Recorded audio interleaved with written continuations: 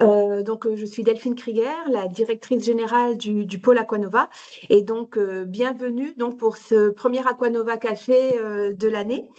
Les Aquanova Café, c'est un rendez-vous mensuel qui est proposé par le pôle et qui nous permet de présenter des enjeux, des thématiques ou des sujets d'actualité sur la thématique de l'eau, sur le sujet de l'eau.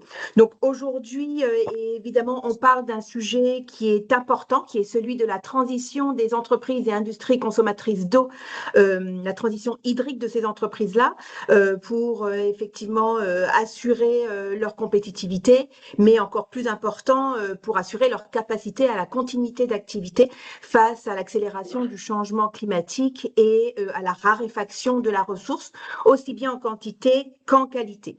Donc aujourd'hui, autour de ce webinaire, vous avez une collaboration entre la région Grand Est, donc qui propose un certain nombre de modules transformants et de dispositifs de financement, l'ADIRA, qui est donc notre agence de développement économique, et le pôle Aquanova. Donc le pôle Aquanova qui est donc l'acteur métier sur le sujet de l'eau. Et donc aujourd'hui, réunir ces trois acteurs en un seul rendez-vous vous permettra évidemment d'avoir devant vous les principaux acteurs pour vous accompagner dans cette démarche. Donc je vous remercie encore d'être aussi nombreux ce matin pour ce premier rendez-vous. Et je vais laisser la main à Sylvain Chamaillard, qui est notre directeur animation et réseau, et qui sera aussi l'orchestre de cet échange matinal. Encore merci à tous. Merci Delphine. Je m'associe à Delphine pour remercier l'ADIRA, la région Grand Est, pour cette collaboration, et puis vous qui êtes derrière vos écrans, parce que c'est des événements qui sont calibrés pour vous, et plus vous êtes là, et plus ça montre le dynamisme de notre écosystème. Et nous vous en remercions. Donc Delphine l'évoquait, chaque Aquanova Café a un thème. Cet Aquanova Café, on s'était posé la question et est un peu provocateur. Vous êtes industriel utilisateur d'eau? En général, la réponse est oui. Et si l'eau devenait votre prochain levier de compétitivité, on verra si la réponse est oui ou non à la fin de ce webinaire. Et puis, comment optimisez-vous cette ressource essentielle? C'est pareil, on vous interrogera pour voir un peu. Je pense que le niveau de maturité de vos entreprises peut être différent compte tenu de ce que Delphine disait, des enjeux locaux, hétérogénéité de la disponibilité, que ce soit en quantité, qualité et au niveau temporel. Le menu est assez dense, format court, 9h, 9h45, délivrer de l'information flash et relayer les informations de nos partenaires. En premier lieu, je remercie l'ASTE, un partenaire du pôle et depuis très longtemps et on travaille avec eux et on les remercie de nous avoir intégrés dans une étude extrêmement intéressante sur l'eau et les PME en France qui nous fera un panorama de la situation de cette étude en une dizaine de minutes. Puis je prendrai la parole une dizaine de minutes pour vous montrer les enjeux de l'eau dans l'industrie et les questions clés à se poser. Ensuite, une intervention de l'ADIRA et de la région Grand Est sur l'accompagnement des industriels en Grand Est. Et puis on terminera en beauté, je dirais, par la vraie vie, le témoignage d'un industriel sur comment il gère et comment il gère l'eau au quotidien dans son activité. On terminera par, si on a le temps, 2-3 slides sur l'actualité du pôle. On va commencer par l'ASTE. Erwan, Anne-Laure, je vous laisse la main et je vous remercie encore de votre participation à cet Aquanova Café. Bonjour à tous, merci beaucoup Sylvain. Anne-Laure Makinski, je suis la directrice de l'ASTE, qui est une association donc scientifique et technique qui regroupe des experts dans deux domaines, donc l'eau et les déchets. Et nous avons le plaisir de vous présenter en binôme ce matin avec Erwan Troutou, que je laisserai se présenter dans quelques secondes, les résultats d'un panorama donc, que nous avons mené sur l'eau et les PME en France. C'est un panorama qui a été réalisé entre mai et septembre 2025, qui est issu donc d'un groupe de travail ASTE, qui bénéficie du soutien donc de la Fédération nationale des banques populaires. Et nous avons eu aussi la chance de réaliser ce panorama avec la participation active du pôle Aquanova. Merci à vous et du pôle Aquavalley. pour vous dire un petit peu ce qui nous a motivés, on va dire, pour travailler sur ce sujet. En fait, on souhaitait pouvoir dresser un état de la situation pour comprendre le besoin des PME et leurs attentes sur le sujet de l'eau, et aussi pour pouvoir voir comment vous accompagner, les accompagner dans la gestion de cette ressource rare et précieuse qui est impactée par le changement climatique. On a interrogé des PME de tout domaine d'activité et taille de structure, et on a eu une petite centaine de réponses qui nous permettent de dessiner des trajectoires et d'ouvrir une discussion sur le sujet de l'eau et des PME. Et du coup, je passe la parole à Erwan, mon binôme, sur ce travail. Bonjour à tous, merci Anne-Laure, et puis merci évidemment pour l'invitation à la présentation.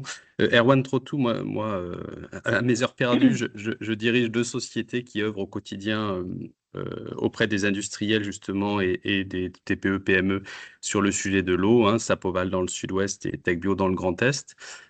Et peut-être un petit mot pour dire que ce travail-là, c'est un travail collectif, alors fait évidemment avec les acteurs professionnels de la filière eau et notamment les pôles de compétitivité, mais aussi à travers une dizaine on va dire d'experts, en tout cas de gens qui, comme à mon niveau, travaillent sur le terrain au quotidien avec ces cibles-là, et un message sur le fait que on voit que beaucoup de grands groupes ont commencé à prendre l'eau comme un levier de compétitivité, mais on partait aussi d'un constat avec Anne-Laure qui était aussi de se dire que les PME avaient plus de mal à prendre le sujet en main. Et plus l'entreprise était petite, plus c'était vrai.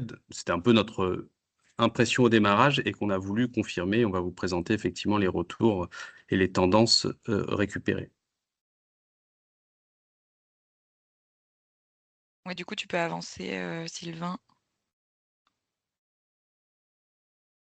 Encore? Ouais. Ouais. Hop. Ouais, encore une fois, et on est bon. Voilà. Voilà, là c'est. Vas-y. Moi, je Juste suis un au domaine mot. d'activité, là, des PME. Ouais, moi ça me va bien. Ok. Anne-Laure, je te laisse.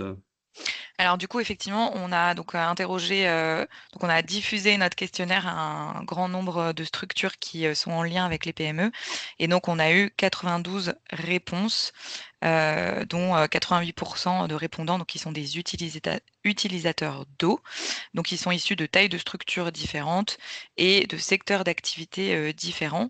Et donc c'est à partir de ces réponses qu'on peut dessiner des trajectoires qu'on vous partage ce matin.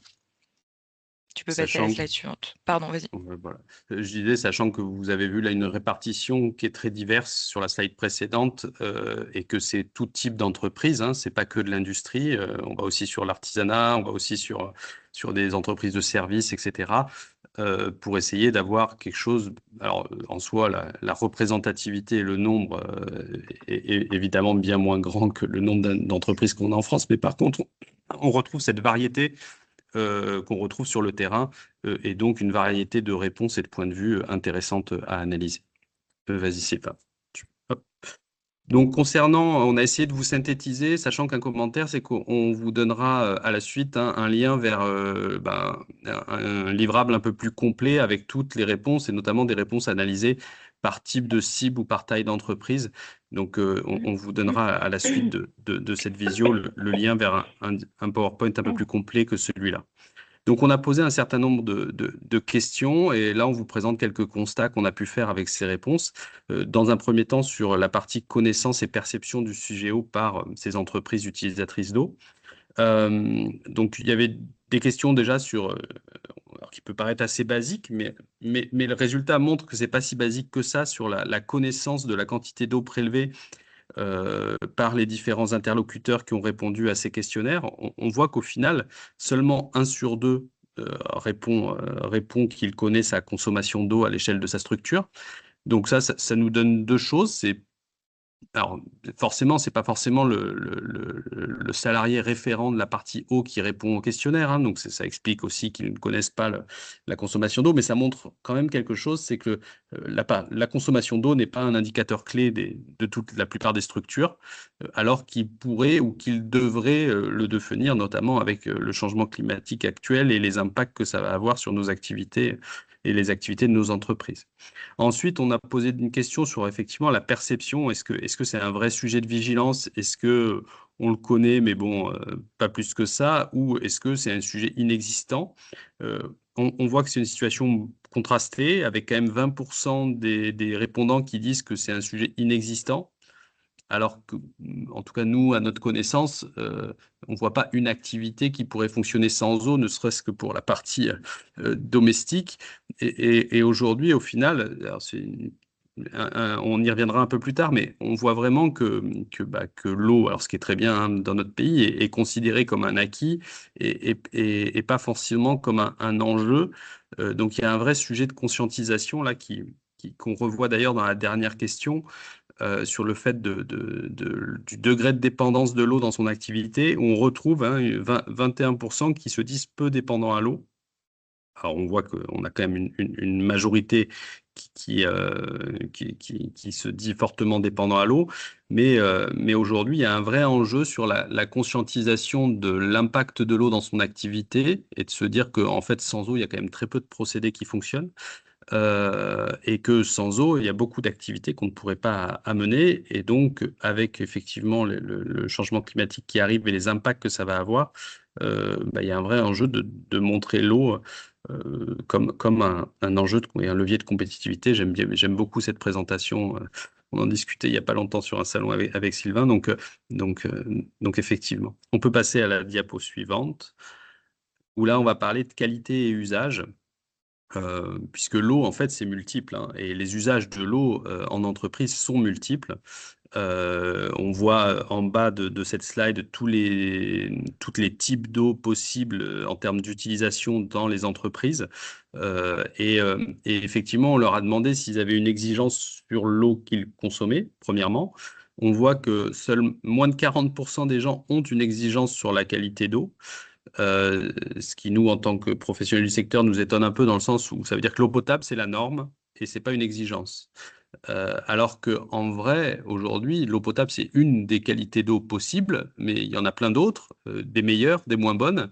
Et il y a un vrai sujet, je pense, de conscientisation, de mettre la bonne qualité d'eau pour le bon usage. Parce que qui dit mettre la bonne qualité d'eau dira aussi économiquement avoir le bon rapport qualité-prix de l'eau par rapport à l'usage que j'en ai. Et donc là, il y a un autre sujet de conscientisation à ce propos. Un autre point qui nous a étonné était un cadre réglementaire globalement méconnu, ou en tout cas 80% des répondants, en gros, n'étaient pas au courant de la réglementation à laquelle, sur la partie rejet des eaux usées, ils devaient se conformer. Alors, une fois de plus, hein, on intègre beaucoup de TPE, je pense, qui accentuent qui n'ont pas forcément au courant qu'il y a des règlements d'assainissement, des autorisations de déversement, etc., et qui ne sont pas forcément ICPE. J'imagine que la plupart des ICPE sont quand même au courant de la réglementation qu'ils ont à respecter, mais ça montre qu'il y a un vrai travail, en tout cas, nous, de notre côté, puisque l'objectif de cette enquête, c'était aussi générer dès cette année des actions de la part de l'AST et avec tous ses partenaires, dont Aquanova, sur le sujet. Mais il y a un vrai travail de conscientisation là-dessus. On peut passer à la slide suivante. Alors, je te laisse Alors du coup, reprendre. effectivement, on a interrogé les PME répondantes sur: pensez-vous que le changement climatique et les risques d'inondation ou sécheresse impacteront votre activité à l'horizon 2050? C'est effectivement une grande question. En moyenne, donc sur une échelle de 1 à 10, les personnes ont la note moyenne de 7. Donc en fait, en gros, il y a plutôt une bonne perception sur le fait que le changement climatique aura un impact sur vos activités professionnelles, notamment un impact sur le prix de l'eau. Et en fait, on constate aussi, fait intéressant, que plus la PME est de taille importante, plus elle semble aussi consciente de cet impact que va avoir le changement climatique potentiellement sur son activité et sa capacité, voilà, à produire, notamment. On peut passer à la slide suivante. Alors, quels sont les freins pour le passage à l'action sur le sujet de votre entreprise? Eh bien, effectivement, notre objectif, c'est d'essayer de comprendre qu'est-ce qui permettrait, voilà, de mieux conscientiser et donc d'accélérer les actions sur le sujet de l'eau auprès des TPE et PME. Et donc, en fait, voilà, on a un petit peu demandé qu'est-ce qui permettrait, voilà, de rendre cela plus rapide ou possible, même si c'était perçu peut-être comme difficile. Au-delà de la question en fait d'une parfois une non-priorité qui est souvent due en fait au fait qu'il n'y ait pas de ressources dédiées dans les entreprises ou qu'il y ait une méconnaissance, on va dire, du sujet de l'eau dans les entreprises interrogées. En fait, l'idée c'est de voir comment on peut rendre plus visibles et plus lisibles les structures et organismes qui peuvent répondre, vous aider et vous accompagner. C'est vraiment un des premiers freins qui est apparu dans les réponses, c'est ne pas savoir en gros par quel bout prendre le sujet, vers qui se tourner, alors qu'effectivement il existe de nombreuses structures qui peuvent vous accompagner sur les questions de la ressource en eau et également sur les financements possibles. On peut avancer encore. 1 minute, si c'est Voilà. possible. Ça va être très rapide.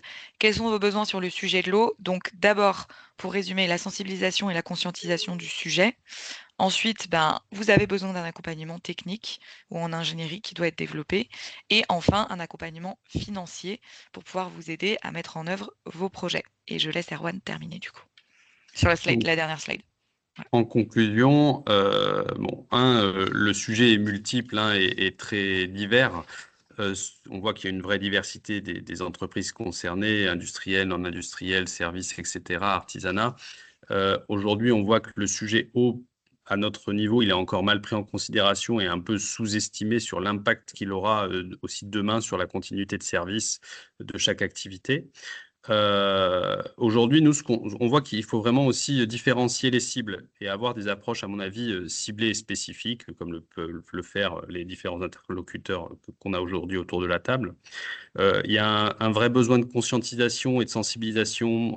On a parlé du cadre réglementaire, de la qualité d'eau versus l'usage, et derrière d'avoir conscience réel en local de ce que le changement climatique va générer comme problématique sur son activité.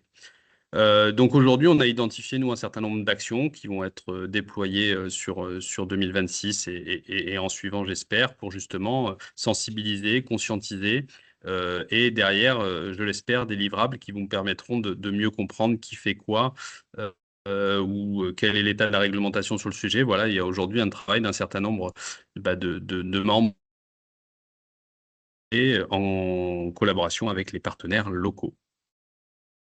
Merci encore pour Merci Anne-Laure, merci Merci pour votre Erwan. attention.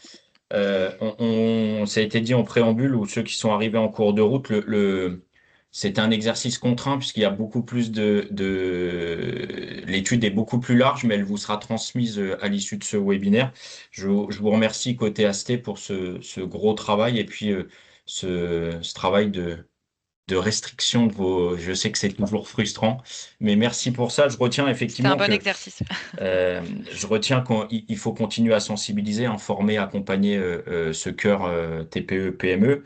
Et puis, tu le disais, Erwan, ça va être une transition pour la partie que je vais animer maintenant.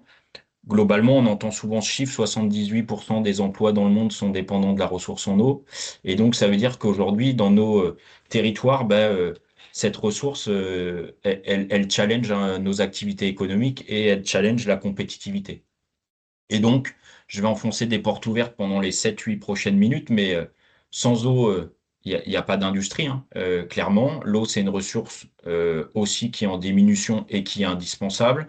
Et par rapport au carbone, où on fait souvent dans les médias le parallèle, l'eau, c'est avant tout un enjeu territorial, c'est un enjeu local qui est hétérogène à la fois dans le temps et dans l'espace. Et si on est en granulométrie encore plus fin, il y a des enjeux de quantité et de qualité, et ces qualités sont variables en fonction des territoires. Et donc, on doit ajuster et trouver des points d'inflexion sur les territoires. Deuxième porte ouverte à enfoncer, c'est qu'il n'y aura pas une seule bonne solution, ce sera l'agglomération de bonnes solutions qui permettront au niveau territorial d'avoir une bonne gestion de la ressource en eau. Dans l'industrie, je vous ai mis deux choses qu'on entend souvent. La règle des 3 R, alors j'ai même vu des 5 R, des 7 R, des 9 R, mais globalement, je vais rester aux 3 vu le temps qui m'est imparti. Réduire, recycler, réutiliser. La priorité reste le premier point, réduire la sobriété. Et puis ensuite, souvent, on va au recyclage et la réutilisation. Et la règle du 1,10-100, souvent on entend que le mètre cube prélevé, il est autour d'1 € quand on parle à l'industriel. Quand on commence à l'environner avec l'énergie, les solvants, les traitements, on est plutôt aux alentours du 10 € du mètre cube. Et quand on vous coupe le tuyau ou quand il y a une restriction, là, quand on calcule le ROI, on peut plus se mettre autour de 100 euros du mètre cube. Et donc, vous avez ce que je vais redire après, c'est ce qu'on trouve dans le guide d'appropriation et je vais essayer de vous expliquer les questions clés qu'on doit se poser. Ce qui est important aussi, c'est que l'eau dans l'industrie, j'ai repris un schéma de la BEA. Alors là, c'est une industrie agroalimentaire, mais on pourrait l'avoir pour d'autres industries. C'est de se poser les bonnes questions, c'est-à-dire que l'industrie, elle est dans un territoire et donc il y a la gestion de l'eau avant l'entreprise qui est extrêmement importante. Avec vous retrouvez globalement les domaines d'activité du pôle et là où travaillent nos adhérents. Il est important de préserver les ressources en amont, puisque vous prélevez soit dans un réseau, soit sur l'eau de surface, soit dans l'eau souterraine. Il est important d'anticiper les risques de rupture. Donc là, on travaille sur les sujets de sobriété, de connaissance, de partage. Et puis, il est important de la partager, cette ressource, une fois qu'on connaît bien sa disponibilité et en quantité et en qualité. Parce que clairement, on ne va pas jouer à se faire peur, mais on sait que demain, sur les territoires, on aura moins de disponibilité qu'aujourd'hui. Et donc, on va devoir arbitrer à certains moments, certainement, l'usage de l'eau en fonction des usages métiers. Vous avez l'eau dans l'entreprise, où là, vous connaissez bien mieux que nous le sujet. On est là pour optimiser l'utilisation de l'eau, donc il sera important de cartographier, de savoir par où passe l'eau, les notions de performance, les notions de qualité. Donc là, on doit passer par de l'acquisition de données, par de l'ingénierie. Il faut aussi gérer le risque, et notamment la sécurité sanitaire, quand vous êtes sur des produits dans la chimie, dans la cosmétique, dans la pharma, dans l'agroalimentaire. Et puis, il y a, après l'entreprise, ce qui est extrêmement important, c'est qu'il y a l'optimisation et la compétitivité de l'entreprise, mais il y a aussi l'impact que vous avez dans le milieu et dans le territoire qui va revenir en boucle sur le début de ce que j'ai évoqué, puisque vous allez rejeter dans le territoire et globalement, vous allez reprélever dans le territoire. Il y a une temporalité différente, mais ce sera la même eau quelque part. Et donc, il y a les notions de traitement qui sont extrêmement importantes aujourd'hui avec un certain nombre de sujets réglementaires qui ont été ouverts notamment sur la valorisation et l'utilisation d'eau non conventionnelle. Il y a les notions de biodiversité et puis il y a les notions de qualité puisqu'il faut préserver les milieux et les territoires. Je ne vais pas rentrer plus dans le détail, mais toutes ces notions de rejet, de débit d'étiage, d'acceptabilité, c'est des sujets extrêmement importants quand vous travaillez l'eau dans l'industrie. Et tout au long de cette chaîne de valeur, vous avez des enjeux de quantité et de qualité, et puis vous avez des enjeux de données jusqu'à la décision pour gérer de manière optimale la ressource en eau. Sur l'intégralité de ce schéma, on a au niveau du pôle des pépites qui sont capables de vous accompagner et avec lesquelles on peut vous mettre en relation. Si je rentre un peu plus dans le dur, dans le guide d'appropriation du comité stratégique de filière eau, les 4 questions et les 4 catégories de questions que vous devez vous poser sont les suivantes. Le premier, c'est l'usage et la disponibilité de l'eau. Comment vous utilisez l'eau, par où elle passe, les impacts, etc. Le deuxième point, c'est la gestion des risques et la réglementation. Je vais détailler juste après. Le troisième point, c'est la gestion des rejets et l'efficacité environnementale. Et le quatrième point, c'est le nerf de la guerre, c'est les coûts et les finances et l'efficacité de son process. Je ne vais pas détailler toutes les questions, mais les questions à se poser, c'est à quoi sert l'eau dans votre entreprise? La différence entre un prélèvement et une consommation, d'où viennent ces prélèvements, les volumes de prélèvement versus la consommation. Vous aviez aujourd'hui, l'étape de base, c'est de faire une cartographie des usages de l'eau dans votre usine. C'est des sujets, quand ils sont accompagnés par des bureaux d'études qui sont subventionnables à 50% par l'agence de l'eau. Et puis, avez-vous de l'eau disponible en quantité et en qualité suffisante dans le temps et pour longtemps? C'est ce que je vous évoquais au début sur les sujets de rupture. Si je passe sur le deuxième point, c'est les questions liées au risque et la réglementation. La réglementation a énormément évolué depuis 2022 et avec la mise à place du plan eau du président de la République. Donc, comment vous êtes-vous préparé à gérer un risque de pénurie? Est-ce que les conséquences sont importantes ou pas s'il y a des problèmes de qualité et de pollution? Quelles sont les obligations réglementaires? Et puis, quelles sont les analyses ou surveillances à mettre en place? Et puis, les indicateurs de performance à mettre en place. Le troisième volet, je vous l'ai dit, c'est le sujet rejet. Donc, c'est après l'entreprise et l'efficacité environnementale. C'est en cas de dysfonctionnement, qu'est-ce qui se passe? Comment moins rejeter avec son process ou comment mieux réutiliser ou recycler? Comment rejeter une eau moins impactante pour le milieu? C'était le bout de mon schéma sur la préservation du milieu et de la biodiversité. notamment en période de stress hydrique. Pourquoi? Parce que le milieu n'est plus en capacité de diluer vos rejets et n'est plus en capacité d'encaisser vos rejets quand le débit d'étiage est trop faible. Que faire des polluants et des pollutions concentrées? Et puis, comment utiliser différemment l'eau? Et puis, on pourrait parler aussi d'empreinte eau, qui est complètement mangée, je ne sais pas pourquoi, mais qui est la dernière question, qui est un vrai sujet. Et il faut toujours coupler dans vos réflexions l'empreinte eau à l'empreinte carbone, et donc le nexus eau-énergie. Et puis, le nerf de la guerre, je le disais, quatrième point, les sujets liés au coût et à l'efficacité. Quel coût de l'eau utilisée? Quels sont les impacts? Les CAPEX, les OPEX, les ROI, que vous connaissez autant que moi. Je terminerai juste quand vous êtes sur CAPEX, OPEX et surtout ROI. Rappelez-vous de la règle du indice 100, calculez s'il vous plaît pas un ROI sur 1 euro du mètre cube parce que ça ne sera pas la réalité. C'est pas la réalité aujourd'hui et ça sera certainement pas et sûrement pas la réalité de demain. Et puis la dernière question, avez-vous mis en place des plans d'action pour augmenter votre résilience et votre compétitivité? Et on va arriver à la question qu'on s'était posée en préambule. Vous êtes industriel utilisateur, vous avez des leviers. Est-ce que l'eau est un levier de compétitivité? Je pense que vous l'avez compris. L'eau est un facteur stratégique de compétitivité industrielle aujourd'hui qui influence vos coûts, la continuité de vos productions et la pérennité de votre activité. On peut parler de développement économique sur les territoires, mais la base, quand même, c'est la pérennité et la résilience déjà des installations qui sont en place.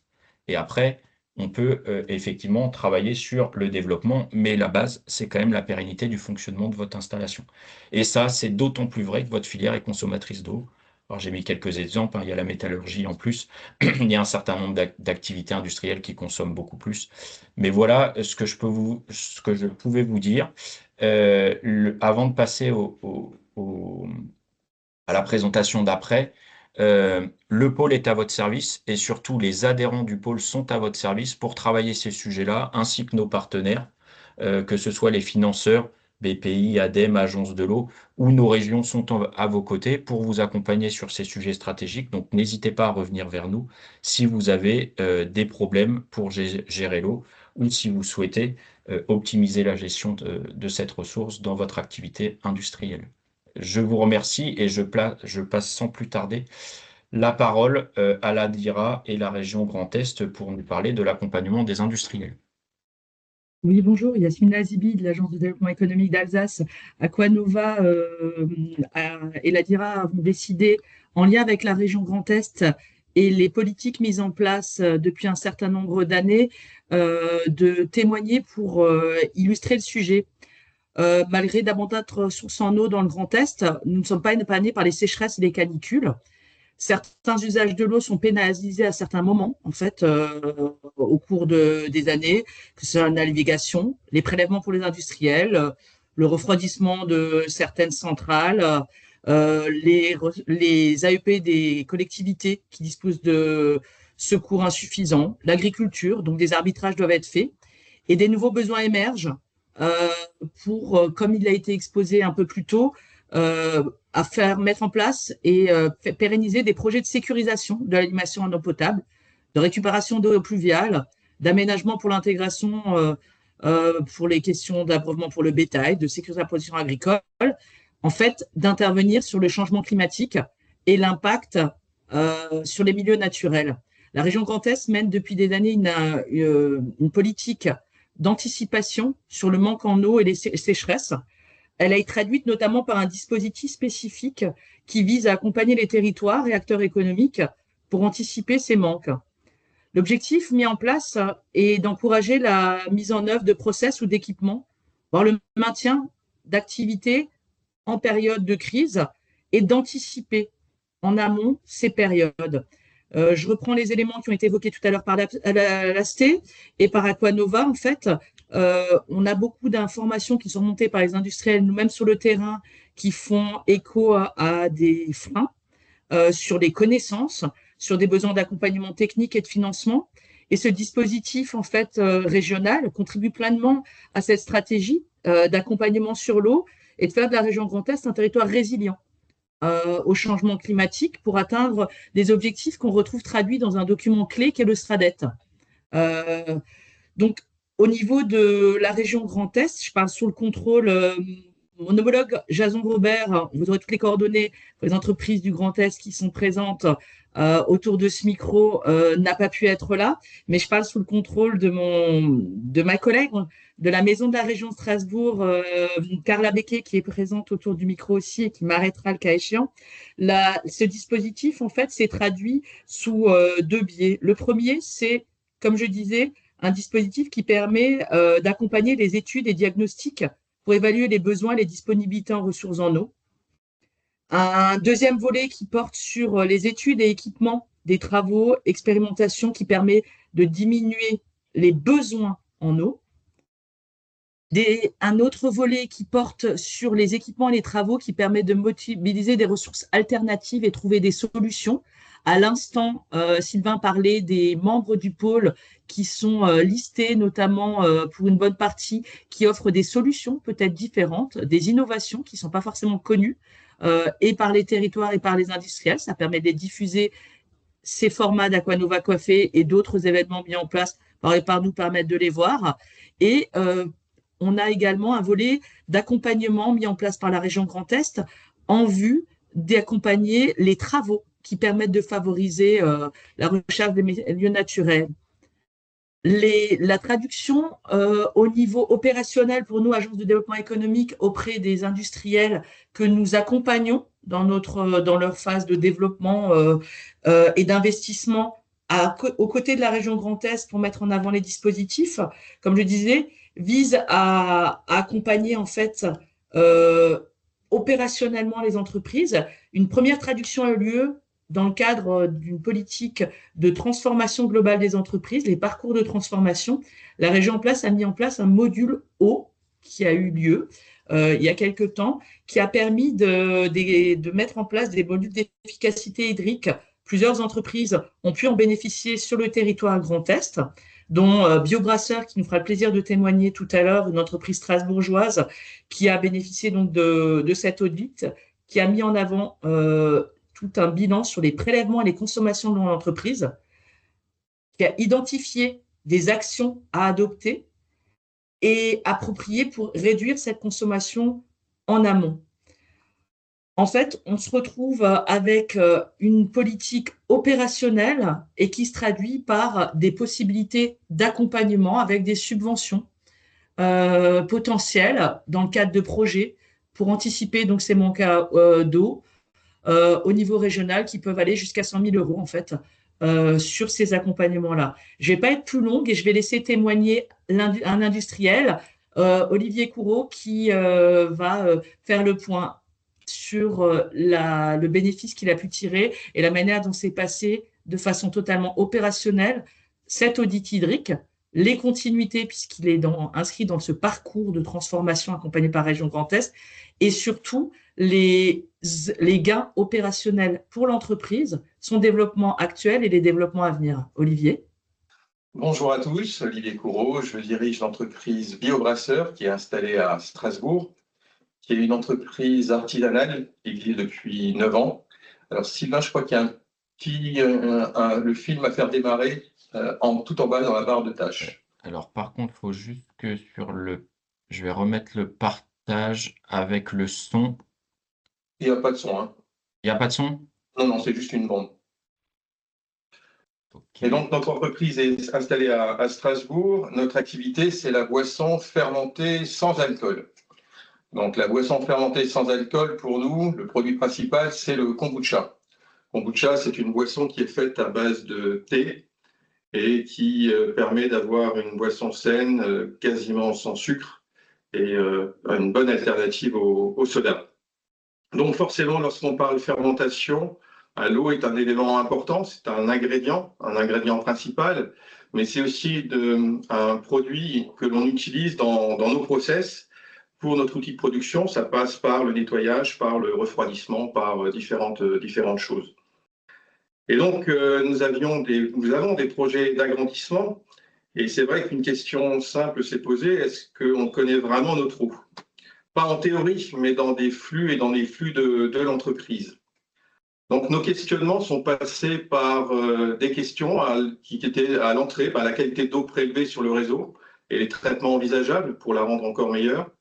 Les volumes d'eau qu'on utilise, surtout dans des phases de nettoyage, de production de vapeur, savoir si on peut optimiser ces consommations et de ramener aussi derrière l'eau à l'énergie, puisque pour nous, les sujets sont effectivement l'eau, mais aussi beaucoup l'énergie, et c'est des sujets qui peuvent être liés, donc des sujets de récupération d'énergie sur les fluides. Nos rejets, effectivement, savoir ce que l'on rejette et si on est effectivement dans le cadre normal et accepté de cela. Et puis, effectivement, les risques externes, les inondations, les remontées, s'il y a des mesures à prendre ou si on est dans une situation qui permet de vivre sereinement. Ça fait beaucoup de questions et ces questions-là, on s'est vite rendu compte qu'on ne pouvait pas y répondre seul. Et c'est vrai que l'ADIRA, par la connaissance de notre entreprise, de sa croissance, avec Madame Azibi, on a travaillé sur effectivement les différents éléments et elle a pu mettre effectivement en avant l'importance stratégique de la gestion d'eau dans nos futurs projets d'agrandissement, que ce soit dans la construction, que ce soit dans le développement de l'outil industriel. De là, la région Grand Est nous a aidés et fortement aidés en finançant un audit d'efficacité hydrique qui permet à une petite entreprise d'intégrer pleinement ce questionnement dans son fonctionnement, dans ses décisions. Et c'est vrai qu'au départ, l'eau pour nous n'était pas le sujet principal et en l'étudiant, on s'est rendu compte que c'était quelque chose à traiter. Sur la prochaine slide, vous allez voir ce qui ressortait de l'étude, c'est que nous avions effectivement de l'eau potable qui était prélevée et qui était traitée pour le 3/4 en eau perdue sur nos process. Et à la suite de ça, on s'est rendu compte qu'on pouvait recycler une partie d'eau et que ces recyclages permettaient à la fois des économies et aussi derrière des économies d'énergie. La prochaine slide nous amène en fait sur cette étude ce qu'elle a pu nous amener concrètement. C'est-à-dire que là, si on doit parler de l'étude, on se rend compte qu'on a pu prendre déjà du recul sur un sujet que l'on ne connaissait pas, puisque derrière, effectivement, on se posait des questions, mais sans avoir d'idées précises, et d'avoir aussi un regard extérieur sur nos process et sur notre utilisation de l'eau. De ce constat est sorti des propositions, d'action, et ce qui était intéressant, qu'elles étaient priorisées, à la fois par la complexité, les investissements et les économies attendues. Donc, cette liste d'actions a pu permettre de commencer tout de suite et d'en attendre d'autres sur un prochain bâtiment. Si je devais parler de façon très concrète des actions que l'on a mis en place, la première est toute simple, c'est la sensibilisation des équipes. C'est vrai qu'à titre individuel, on pense à l'eau chez nous, dans nos domiciles, on pense à l'eau différemment que lorsque l'on est professionnel. Et le fait d'en parler avec les équipes, ça permet effectivement de mettre le sujet en avant et de se rendre compte qu'il y a aussi des actions toutes simples qui permettent de ne pas gaspiller l'eau bêtement. On a mis en place aussi assez rapidement des systèmes de nettoyage semi-automatique qui permettent de récupérer les produits de nettoyage et donc limitent les rejets que nous réalisons et nous font économiser de l'eau. Un point important pour nous aussi, ce sont des installations d'échangeurs à plaques, puisqu'en fait, nous utilisons de l'eau dans certains cas pour refroidir des liquides, d'autres liquides, et dans d'autres cas, on les réchauffe. Et c'est vrai qu'on s'est rendu compte qu'en échangeant par des échangeurs à plaques, on pouvait réutiliser à la fois de l'eau et de l'énergie. La pose de sous-compteurs. Nos différentes machines qui travaillent avec de l'eau ont toutes maintenant des sous-compteurs qui permettent tout bêtement de vérifier lorsqu'il y a une fuite, de la détecter rapidement et puis de pouvoir intervenir rapidement. Et pas d'attendre qu'une facture d'électricité arrive plus tard, d'électricité d'eau arrive plus tard, beaucoup plus fort pour qu'on fasse une recherche de fuite. Et dernier point, peut-être le plus important dans notre cas, c'est que nous avons effectivement des projets d'agrandissement et nous intégrons aujourd'hui cette notion-là dans notre démarche. Et sans cet audit au départ, on ne l'aurait sûrement pas fait. Merci beaucoup. Pour conclure, juste le dernier petit point par rapport à ça, le point de vigilance que je peux amener pour témoigner sur cet audit, c'est qu'il doit être préparé par l'entreprise avant même l'audit, c'est-à-dire de récupérer l'ensemble des données concernant l'entreprise et son eau pour que justement les personnes qui vont venir nous aider puissent avoir derrière des informations fiables et puissent amener une réflexion plus pertinente. Voilà. Merci beaucoup, Monsieur Courreau. Merci à l'Adira aussi avant, puisque vous avez presque fait mon métier, vous avez fait l'enchaînement, c'est parfait. Je vais vous inviter au prochain Aquanova Café. Bon, vous mettez forcément en exergue les points qu'on a un peu évoqués au départ, c'est que il y a des actions de bon sens au départ. Effectivement, nous, dans beaucoup d'entreprises, les salariés, fermez le robinet, laissez pas le tuyau couler, c'est quand même des mètres cubes. Et sur des territoires, c'est des milliers de mètres cubes, fois X entreprises. Et puis, on voit bien l'importance de savoir où l'eau passe dans l'entreprise et pour quel usage. Et c'est là, après, où on a les leviers les plus forts. Merci beaucoup pour ce témoignage intéressant et éclairant pour d'autres entreprises. On va, sur le temps qui nous reste, et c'est parfait, sur la Minute Europe. Émilie, je te laisse nous montrer comment on peut accompagner ces projets potentiellement aussi avec l'Europe. Oui, merci Sylvain. Bonjour à tous. Pour aujourd'hui, la Minute Europe, je vais me concentrer sur un sujet qui est les appels LIFE, un programme qui est peut-être connu de certains d'entre vous.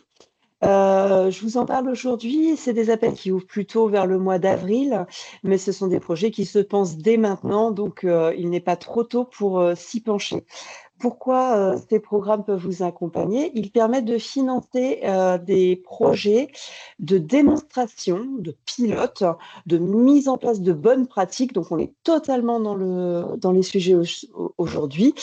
Voilà, démonstration de solutions d'innovation. Donc là, on ne pouvait pas tomber mieux aujourd'hui sur ces projets live et pour qu'ils vous soient proposés. Il faut savoir, et c'est le bon plan, c'est que le Commissariat général au développement durable, le CGDD, propose une solution d'accompagnement au montage. Donc, c'est une opportunité à saisir pour que votre projet soit d'autant plus robuste au moment du dépôt. Et je rappellerai aussi que ce sont des projets qui sont éligibles pour notre labellisation de pôle et sur lequel on peut vous accompagner du tout début de la pensée et de préparation des projets jusqu'au dépôt. Donc, n'hésitez pas à revenir vers nous pour en savoir plus sur ces projets et pour ces financements. Voilà, ce sera tout pour moi. Je te repasse la main, Sylvain. Merci Bonne journée beaucoup, à tous. Émilie.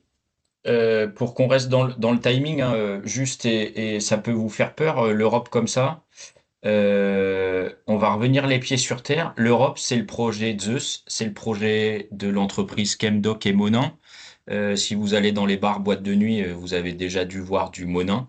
Et du coup, c'est une réalité, c'est-à-dire qu'un consortium 100% français en avance de réglementation a gagné sur un dispositif live. Ça leur a permis, alors je ne sais pas si ça peut vous intéresser ou pas, mais je pense en tant que chef d'entreprise, c'est 1,2 million d'euros de subvention. En général, quand on parle en kilo-euros, un chef d'entreprise, ça parle. Donc voilà ce que c'est qu'un dispositif live. Et faut pas croire que l'Europe c'est inatteignable et qu'on peut pas y aller. C'est des sujets qu'on sait accompagner et sur lesquels on a des lauréats et on peut vous faire partager ces retours d'expérience. Je terminerai par les temps forts un petit peu du pôle et on pourra voir, vous pourrez aller sur notre site sur les prochains événements de manière plus détaillée. On a une journée en région centre et plus précisément à Orléans où on sera encore sur ces sujets fort intéressants de gestion de l'eau dans les entreprises avec le MEDEF sur le mois de mars.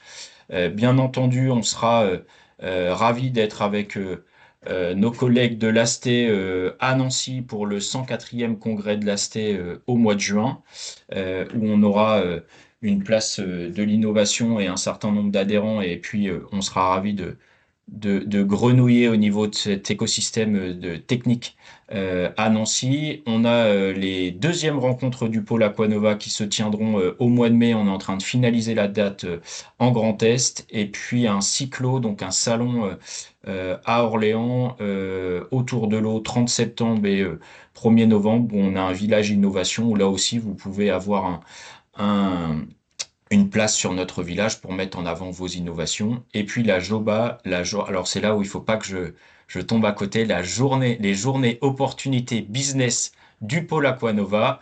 J'y suis arrivé en Grand Est, où là, c'est l'ADN du pôle, c'est de développer le business de nos adhérents et de faire rencontrer les offreurs de solutions et les industriels.